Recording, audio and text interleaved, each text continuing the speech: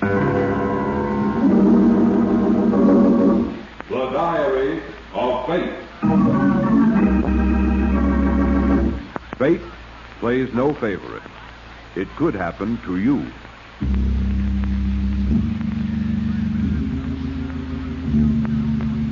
Book 74, page 309.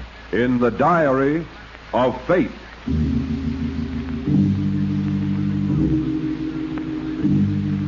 Yes, here it is. The name Trina Crowley, housewife.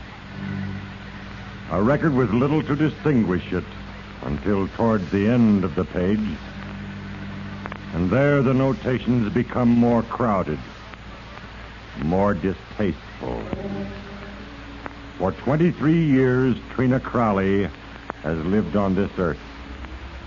And now she sits sobbing alone. For in a few moments, she will start her walk to the gas chamber, cursing me, fate, for the bonds of circumstance I wove around her. In a moment, I will read from her record in The Diary of Fate. I hope you'll understand.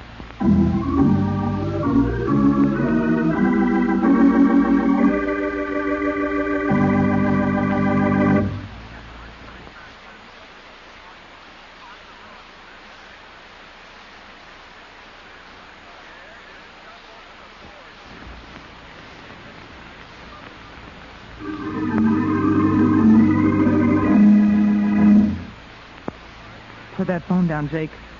The gun. So you knew about the money in the trunk. That's just what I thought you Drop would. that phone, Jake. Give me that gun, Trina. Stay where you are. Trina, give me that. Oh, Jake.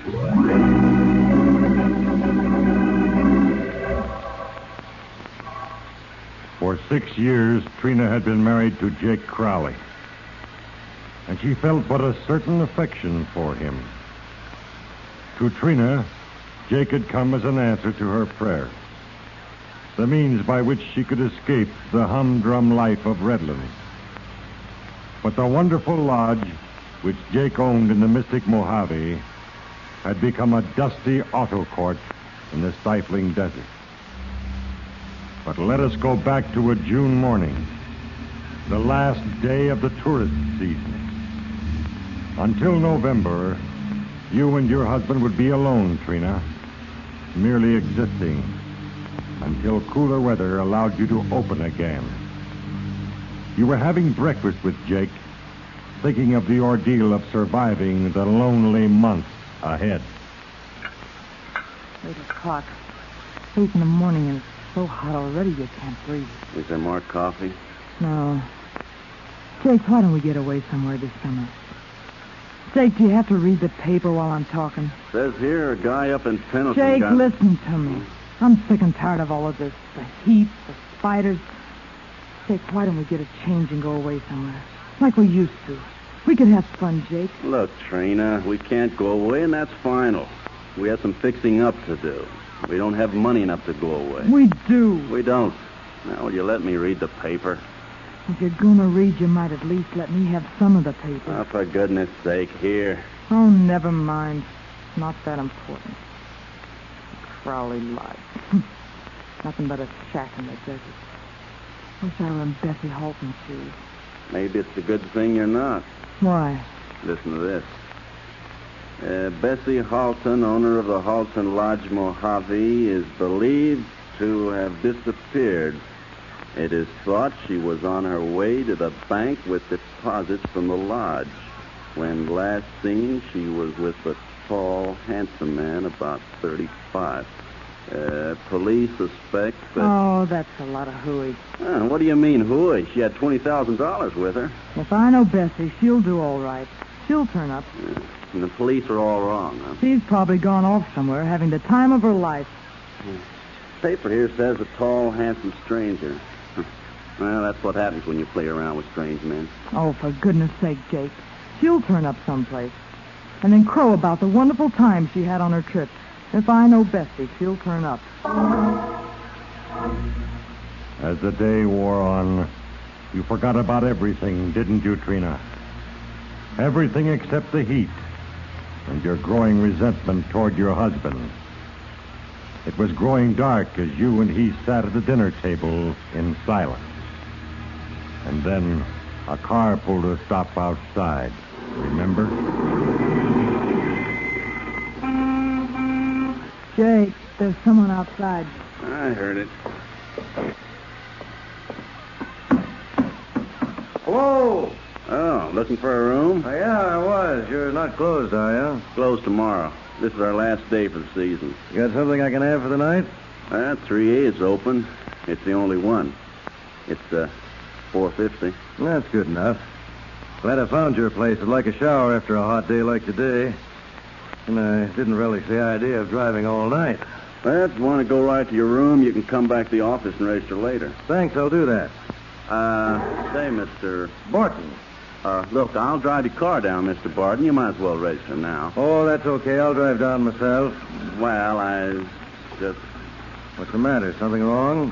Well, to tell you the truth, you see, this close to the end of the season, we get paid in advance. Oh, well. Yeah. $50. Just a minute, I'll get you change. What's the matter, Jake? Who was that? Oh, guy named Barton driving a new Packard. Well, I'm going to put him in 3A. He gave me a $50. a $50 bill to pay for a $2 room? I told him it was $4.50. Trina, there's blood on the seat of his car. Oh, now you're playing Sherlock Holmes. Okay, be smart. I tell you, it's blood. Something funny about that guy. Oh, Jake, stop making... As soon as he gets settled in 3A, I'm going to have a look at his car. There, see it? Now what do you got to say? It does look like blood. I knew there was something phony about Barton. That's why I got him to pay in advance. You looking for something? We just noticed there's blood on the seat of your car. At least it looks like. It is blood. I cut my hand on the wind wing. Bandaged it with my handkerchief. Not too good, but it'll do. Oh, I'm sorry. I'm Mrs. Crowley. We just came down to see if there was anything you wanted. No, thanks. Say, I see you got a trunk in the back there. Want some help with it? No, I'll leave it in the car, thanks. I'll be glad to help you into the cabin with it. You must have a lot of clothes in it. Well, as a matter of fact, they're ties. Ties? That whole big trunk? I'm traveling for the Swerdling Tie Company. Those are samples. You sure you don't want anything? Oh, everything's fine, thanks. Don't worry about me. I'll be okay. If you want anything, Mr. Barton, be sure to let me know.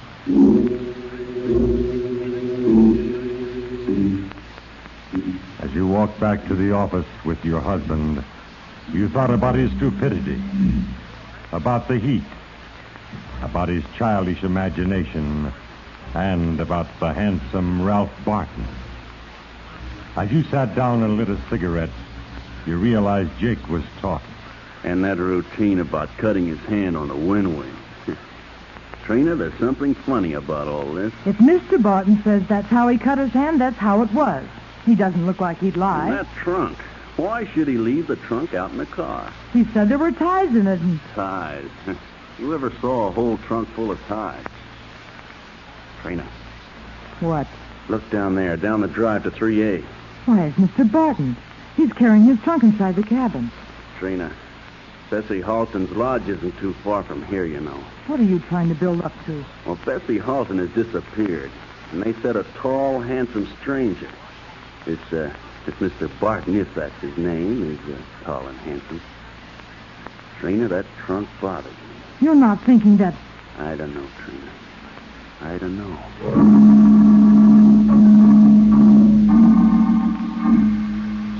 The next morning, Trina, Jake was outside working on the water pump in the shed. Looking up, you saw Barton walking toward the office, and you put a hand up to brush back some unruly hair. Straighten your dress. As he entered the office, you noticed his eyes weren't sun-bleached like Jake's. They were deep and blue. Oh, good morning, Mrs. Crowley. Last night, your husband said you were closing up for the season. Yes? Well, I just wondered if it were an absolute deadline. I'd like to stay on a while if I could. Well, We officially close, but I suppose it's... Well, according to my itinerary, I don't have to be in Carson City for 4 more days, and I like the heat. You like the heat here? Yeah, strangely enough, I do. It's good for my sinus. And there aren't too many people. I mean, I like the quiet. Oh, there's plenty of that. Well, if you think it's all right, I'll just pay in advance for 4 more days then. My husband likes to play boss man, so you'll have to check with him. But just say I think it's okay, and I'm sure we'll be able to make an exception. In your case, you can find him out in the shed. Good. I'll go out and tell him.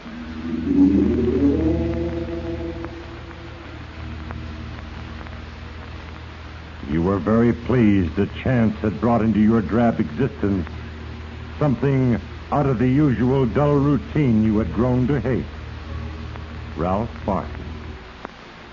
Standing behind the curtains at the window, you could hear your husband talking to Barton. Well, if Trina, Mrs. Crowley, said it was all right, it's okay with me. Good. Now, there's one other thing. I'd like to put my car in the garage. Well, guests usually leave their cars out. No, but if I'm going to be here 4 more days, I'd like to protect it from the sun. Well, I keep my car in the garage, and to get yours in, I'd have to move a lot of stuff. It's really pretty important to me. Don't want to ruin the paint job. Perhaps this $10 bill would make some difference? Yeah, perhaps it would. I'll have Trina get lunch for 3. Lunch is ready any time, Jake. Okay. Now, before I call Barton in, I want to tell you something. I'm not going to be here to eat with you. Why? Well, all that talk about having to put his car in the garage, well, something funny about that. You just keep Barton here and keep him busy. What do you mean, keep him busy? For how long? Look, I'm going to call Barton and tell him lunch is ready. I won't be at the table. You tell him I had to finish that work on the pump out in the shed. What are you going to... Let me finish, will you? Now, you'll have to keep him busy talking and eating for at least 20 minutes. And while you two are busy eating, I'm going to have a look in that trunk.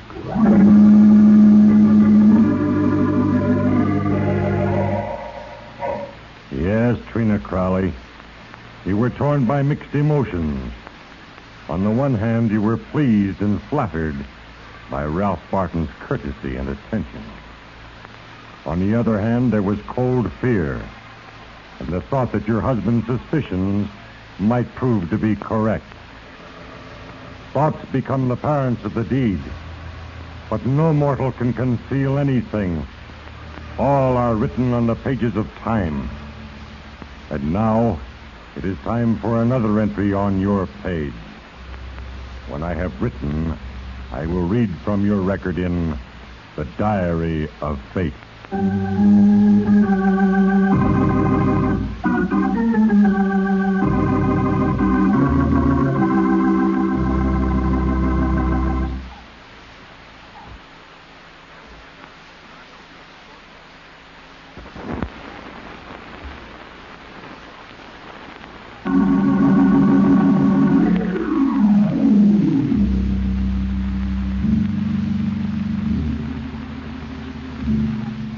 Yes, Trina Crowley, your own greed, your evil mind would soon bring forth a decision.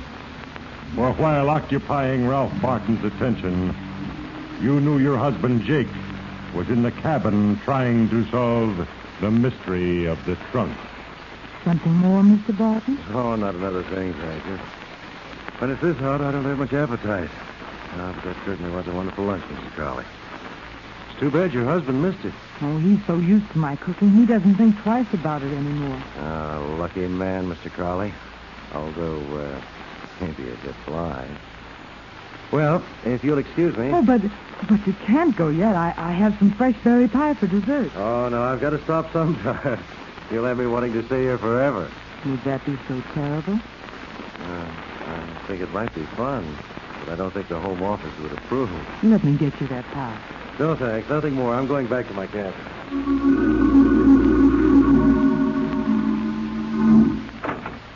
Oh, Mr. Barton. What are you doing in here, Crowley? Oh, I came down to clean up your room. Your wife said you were out back. Well, I thought I might just as well clean your room before lunch. When you clean the guest rooms, do you always try to open trunks? I suggest that you leave now. Look, Mr. Barton, you've got this all wrong. I wouldn't want anything to happen to you, Mr. Crowley. Yes, sir. Yes, sir, Mr. Barton.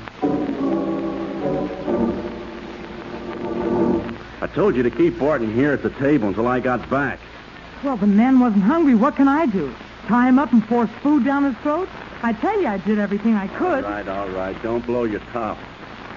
Listen, Trina, I'm convinced he's got something besides ties in that trunk. He's too concerned about it. You think Barton's a killer, don't you? I'm convinced of it. Jake, what are you going to do? I'm taking the car, going into Mojave to get the late paper. Going to leave me here? You'll be all right. Just stay here, inside. You can keep an eye on Barton. If there's a reward, I want it. Jake. What? Jake, what do you think really is in that trunk? I think it's the body of Bessie Halton.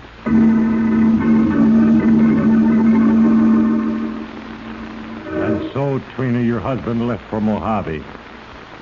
He wouldn't be back for over an hour. And you were alone with Ralph Barton. Again, you had that same mixture of emotions. Fear that he might be the killer. And yet, a quickening of the pulse as you thought of his attractiveness. And suddenly, a car drove up. Good afternoon, Sergeant Colfax. Good afternoon, Mrs. Crowley. Will you come in? No, thanks. Just stop by for a moment. Got some unpleasant news for you. They found Bessie Halton's body in Rock Canyon. Oh, how terrible. But they didn't find any money. The killer must have got away with about $20,000. $20,000? May have been more. But they figure Bessie Halton had at least that much when she left the lodge. I really came out to ask a question. About what, Sergeant? I wondered if you'd seen any strange men around during the last couple of days. Why, Well, I know you're closed down for the season, so I won't ask to see you register. Oh, yes, we are. We're closed officially. Anyway, I noticed there aren't any cars in front of your cabin. Oh, no, there aren't any. Do you think this man still has the $20,000? Oh, we're sure of it, ma'am. You haven't seen anyone, huh? No, I haven't seen anyone. Well, I'll get along then. Thanks, Mrs. Crowley. Sorry to bother you. Oh, no bother at all. But if you happen to see a stranger around, you let us know, won't you? He might be that guy we're looking for. Yes, I will. Goodbye. Bye. A stranger with $20,000. $20,000 in cash.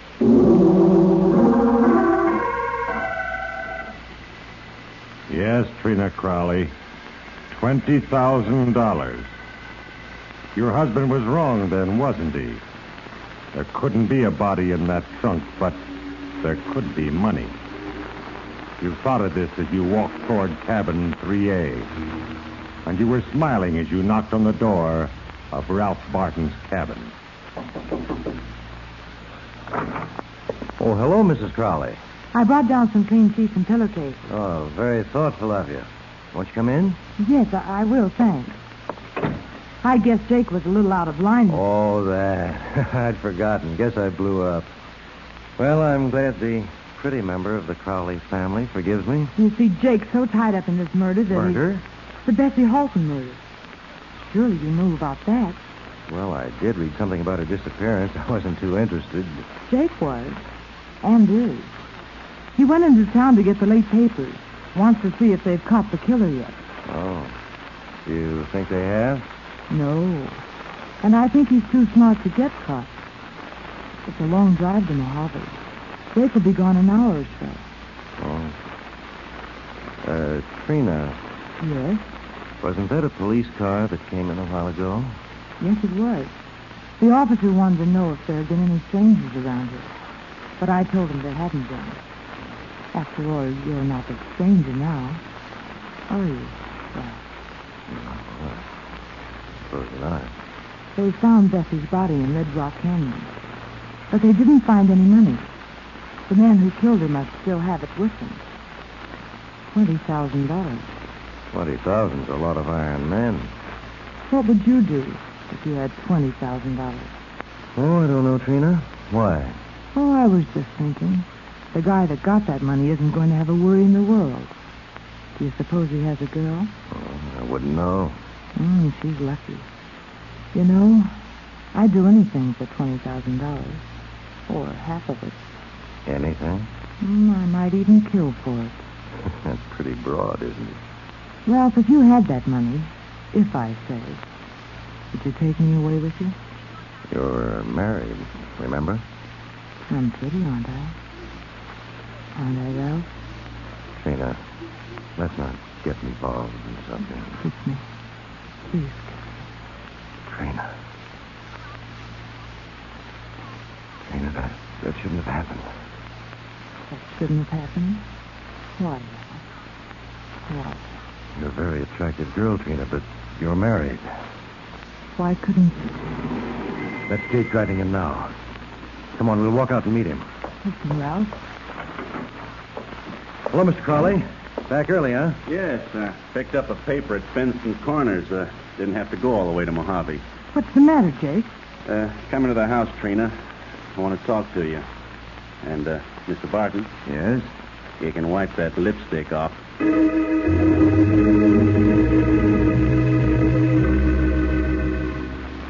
And the minute I leave, you make a pass at Barton. Look, Jake, it was just one Just of the... one of those things. Yeah, I know. I understand you, Trina. It was perfectly harmless, Jake, really. That man in 3A is probably the murderer. And you say making love to him is perfectly harmless? I wasn't making love to him. He grabbed me and kissed me. And then you came in and... You're sure you're not thinking about the 20 G's in that trunk of his?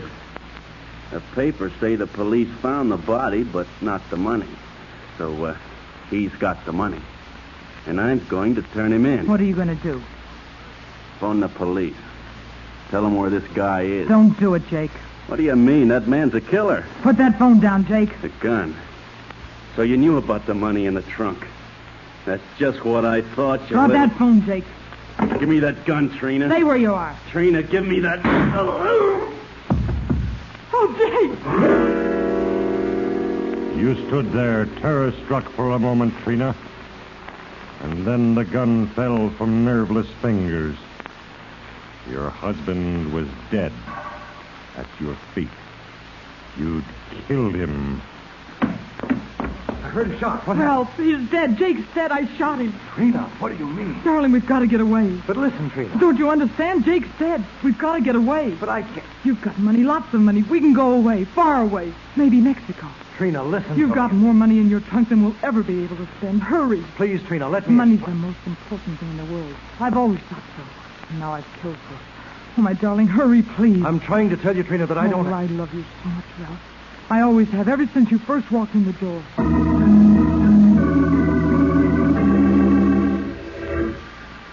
But Ralph just stood there, Trina. He wouldn't admit to having any money. And he wouldn't leave with you. And then you heard something. A car. A police car was coming in the drive. And the web was closing more tightly around you. And then you decided on a last gamble. That's the police car, Ralph. This is your last chance. If you don't leave with me, I'll accuse you of my husband's murder. You've already killed one person. The police will believe anything I say. No, Trina, I won't. Okay. Officer, Sergeant Kolpak in here. Hello, Mrs. Crowley. There he is. That's the man, the murderer. He's the killer. The killer, Mrs. Crowley? He murdered Bessie Halton. Bessie? I'm afraid there's a mistake. We found the killer this afternoon in Reno. He confessed the whole story. Oh, no. He was romancing Bessie Halton for her money, and when she wouldn't part with it, well... That's not true. This man did it. I know he did it. Look in the trunk if you don't believe me. All right, Mrs. Crowley, all right. Take it easy. We'll look in this trunk. Come on, mister. Let's have a look. And so the three of you, the officer, Ralph Barton, and you, Trina, went to cabin 3A. And you watched as the trunk was open. As the lid swung up, the officer looked into the depths and felt among the contents. Then he straightened. I don't know that I see anything incriminating about a trunk full of ties. Ties. They were ties. All the time. Now, officer, I think you'd better have a look in the bedroom of the other house. This lady's husband is there. Dead.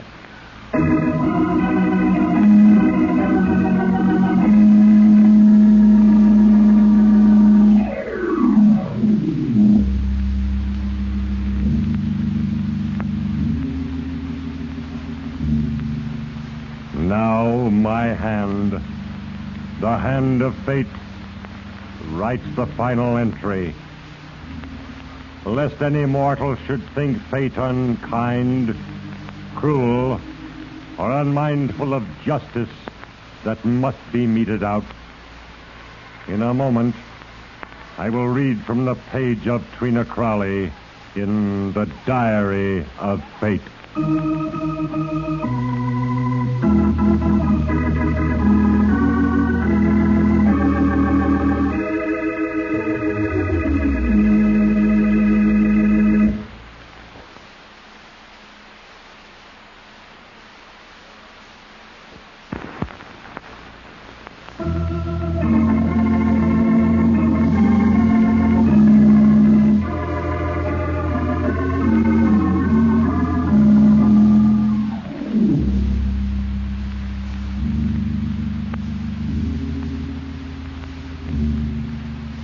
And now the plan is finished. Complete. A moment ago, a deadly pellet was dropped automatically into a liquid beneath the chair in an isolated cubicle at State Prison. And now, Trina Crowley is dead. Investigation by the authorities proved beyond a doubt that Trina Crowley murdered her own husband.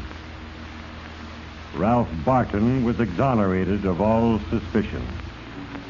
His watchfulness over his trunk was due to the fact that twice before during his career as a salesman of men's neckwear, he had been robbed.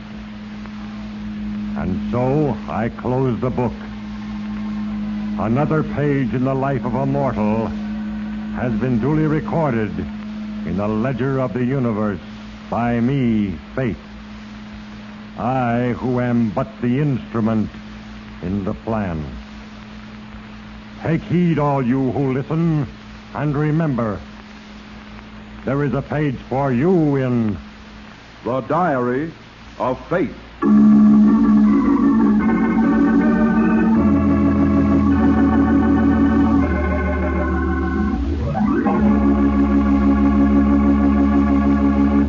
Produced by Larry Finley, Diary of Fate is a Finley transcription brought to you from Hollywood.